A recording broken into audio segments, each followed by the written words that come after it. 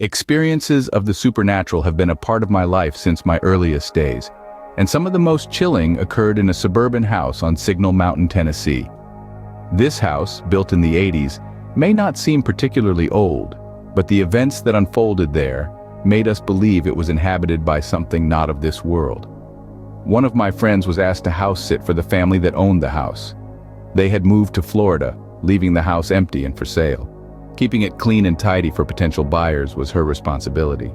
During one of our visits, we decided to play a game of hide and seek. It was a day of pizza, movies, and general hanging out, a break from the confines of our parents' homes. However, our joviality soon turned to dread. Hidden away in an upstairs room, I felt an unnerving presence around me. The room, clearly a child's playroom, was filled with dolls and stuffed animals lining the shelves. The lights were off, and I was hidden behind a toy box, waiting to be found.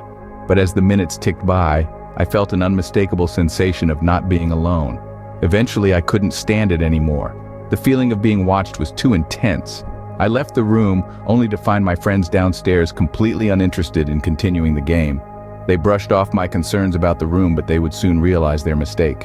A few days later, on New Year's Eve, the door of that same room slammed shut with a force that shook the ceiling.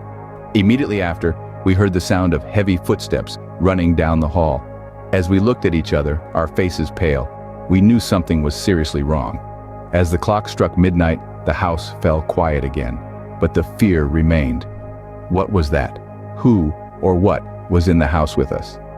As the new year began, we knew we were dealing with something far beyond our understanding.